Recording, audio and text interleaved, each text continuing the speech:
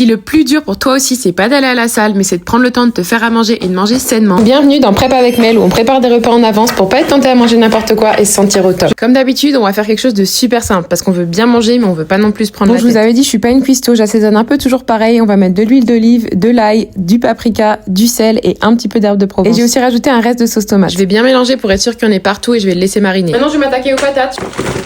Je trouvais pas la passoire, donc tant pis, je les ai lavées comme ça et après je les ai coupées en petits morceaux parce que c'est plus rapide pour les faire cuire. Maintenant, je vais remettre toutes les patates dans le bol et je vais assaisonner exactement pareil que le poulet. Pendant que le poulet et les patates sont en train de mariner, je vais couper l'oignon et je vais commencer à faire cuire les patates et les oignons ensemble. Je vous ai écouté, vous m'avez dit de pas utiliser de l'aluminium, donc j'ai utilisé du papier cuisson cette fois-ci. Je vais mettre tout ça au four à 200 pendant à peu près 15 minutes. Pendant que ça cuit, je vais couper et préparer le brocoli. Personnellement, je l'adore nature, donc je mets juste un petit peu d'huile d'olive et un peu de sel. Après mes 10-15 minutes, je vais rajouter mon poulet mariné au plat et je vais refaire cuire 35 à 40 minutes, en gros jusqu'à ce que tout soit cuit. Et pour les 15 dernières minutes, je vais rajouter le brocoli. On y est presque, maintenant on va s'occuper des petits déj. Ma nouvelle obsession, c'est les overnight oats. Et je vous avoue, je suis pas de recette, donc je suis un peu au pifomètre. Je mélange des graines de chia, du lait d'amande, des flocons d'avoine, du miel et un peu de cannelle. Je vais les mettre au frigo toute la nuit et le lendemain matin, je vais rajouter les fruits que je veux et des noix. Tout ce qui me reste à faire, c'est tout mettre en boîte. Je sais qu'il y a des gens qui aiment pas manger la même chose plusieurs fois par semaine, mais moi, je m'en fous complètement. Ça m'évite d'avoir à penser à ce que je vais manger et de manger n'importe quoi.